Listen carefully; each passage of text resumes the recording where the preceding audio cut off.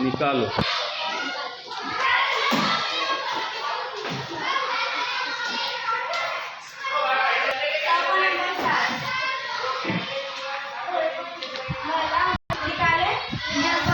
हाँ मला वाटते जरा होळीच्या हजारी वाट सरूंची, मला वाटते मेघ दृष्टी करावी जरा घरांची। हाँ सब अपनी अपनी किताबों में पहले ध्यान दो। जरा होळीच्या हजारी वाट सरूंची, मला वाटते मेघ दृष्टी करावी जरा घरांची, मला वाटते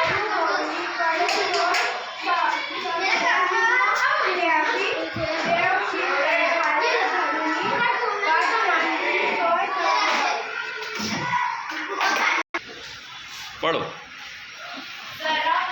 मला वाटते जरा होळीच्या हजारी वाट सरूंची, मला वाटते मेघ दृष्टी करावी गरम घराची, मला वाटते तरू होळी कळे गोड सगळ्यांना द्यावी सदैव शीतल छाया धरुणी वाट सरूंची सोय करावी, मला वाटते गवत होळी पुष्प करावे गाई गुरांना आई वाटते दिवा होळी जेड द्यावा मी सगळ्यांना, मला वाटते फुल होळी डोलावे मी तळे धरू वे लेंडर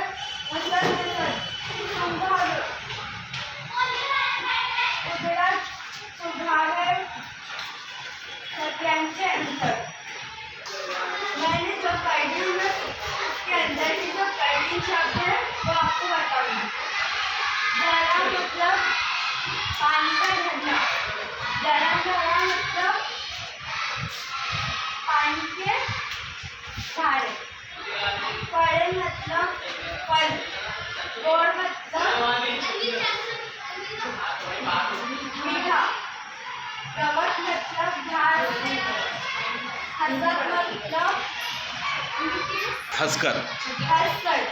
सुगंध मतलब सुगंधी आणि खुशबू, अंतर मतलब फासला। अब मैं आपसे ये पूछती हूँ, इसके मायने बताएं। जरा का मतलब आप कौन बताएगा?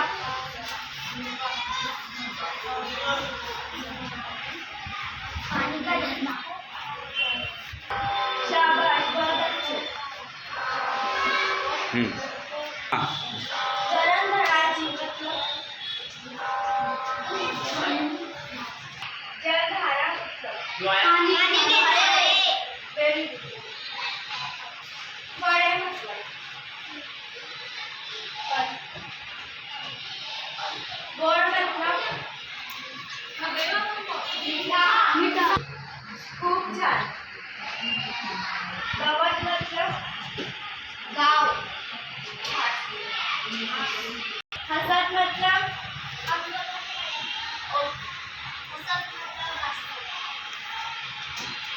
तुम इसका जवाब नहीं देंगे क्या? शाबाश। ये कॉर्नर में बैठी हुई लड़की बने, अंतर मतलब वेरी गुड। इसके अंत में मतलब बोर्ड पर लिखते हैं। हाँ कल तुमको इसके ऊपर वाक्यात उपलब्ध करके लाने हैं।